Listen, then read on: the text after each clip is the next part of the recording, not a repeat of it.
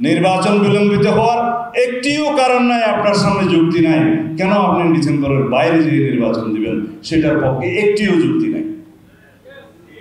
কিন্তু শুধু বলেন ডিসেম্বর থেকে জুন, ডিসেম্বর থেকে জুন। কেন আসর করেছে আপনার যে ডিসেম্বর থেকে জুনের ভিতরে এর মধ্যে বলতে থাকতে হবে? ডিসেম্বরের আগেই নির্বাচন দিতে হবে বাংলাদেশের মানুষের দাবি, আমাদের দাবি। ওনারা যা চান শুনে রাখুন, মাননীয় সংস্কার কমিশনের নেতৃবৃন্দ ইনক্লুডিং মাননীয় প্রধান উপদেষ্টা, সংস্কার কমিশনে আপনারা নিজেদের মতো করে যে সমস্ত সংস্কার সংবিধানে চান সেই সংস্কারগুলো জাতিকে মেনে নিতে হবে। এই ইগু কেন আপনারা লালন করেন? আপনারা কেন মনে করেন এনসিসি, ন্যাশনাল কনস্টিটিউশনাল কাউন্সিল নামে যেটা পরিচিত, তাকে সর্বোচ্চ ক্ষমতা দিয়ে রাষ্ট্রের সমস্ত অঙ্গকে আপনারা বেকার করে দিবেন? সেটা আমাদেরকে কেন মানতে বলে যে সেই বিষয়ে কোনো সিদ্ধান্ত আসেনি।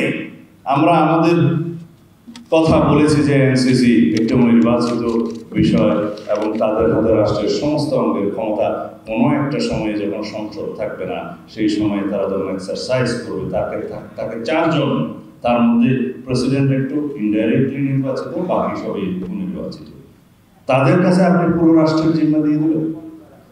তারা এই সমস্ত আরো কিছু কিছু অভিনব সংস্কার প্রস্তাব নিজেরা দিয়েছে। মনে হয় যেন আমাদেরকে বাধ্য হয়ে সেই সমস্ত সংস্কার প্রস্তাবে একমত হতে হবে, তাহলে তো এটা বাকশাল হয়ে গেল।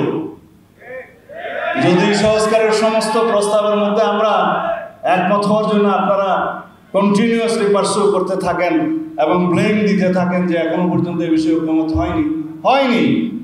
আমরা লিখিতভাবে বলেছি, আমরা আলোচনা করেছি কি কি বিষয়ে আমরা কাছাকাছি এসেছি এবং কি কি বিষয়ে একমত, নীতিগতভাবে একমত, সেগুলো কম্পাইল করে আপনারা জাতির কাছে প্রকাশ করেন।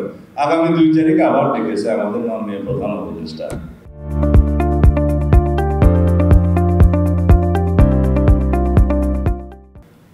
ভাবটা আমরা বুঝছি এরকম, আনুষ্ঠানিকতা আয়োজনের কোনো কমতি নেই, কিন্তু কাজের কোনো খবর নেই।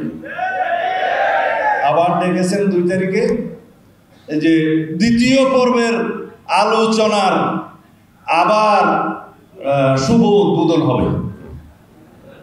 কেন উদ্বোধন কয়বার করতে হবে?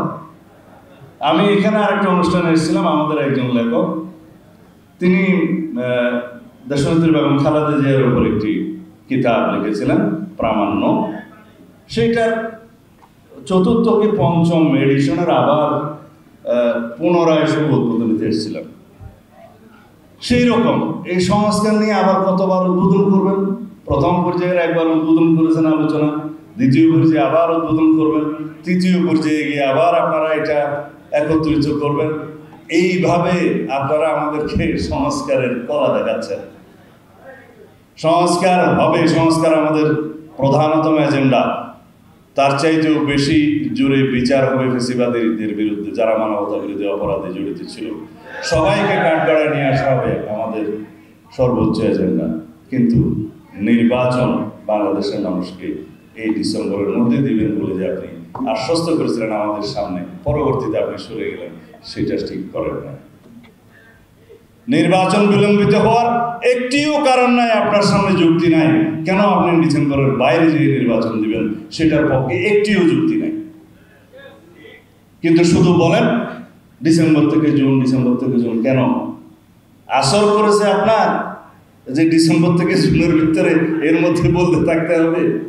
ডিসেম্বরের আগেই নির্বাচন দিতে হবে বাংলাদেশের মানুষের দাবি, আমাদের দাবি। একটি কারণও নাই ডিসেম্বরের বাইরে নির্বাচন যাওয়ার।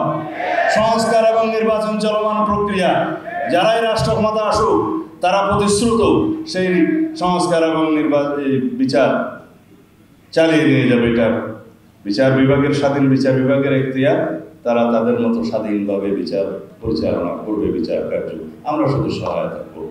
আর সংস্কার তো কখনো শেষ হয় না। এটা পৃথিবী যতদিন থাকবে, দেশ যতদিন থাকবে, মানব যতদিন থাকবে, ততদিন তাদের চাহিদা অনুসারে, দেশের চাহিদা অনুসারে সংস্কার হইতেই থাকবে। এটা চলমান প্রক্রিয়া। আর ওনাদের ভাষ্য আমাদের যে সংস্কার সমাপ্ত করেই সব দিতে হবে। কেন? যাই হোক, অনেক কথা বললাম। সাংবাদিক বন্ধুদের কাছে আমার অনুরোধ, আপনারা জাতির সামনে উন্মুক্ত করবেন যে যদি ডিসেম্বরের পরে নির্বাচন অনুষ্ঠানের জন্য একটি যুক্তিও তাদের থাকে, সেটা যেন তারা প্রকাশ করে।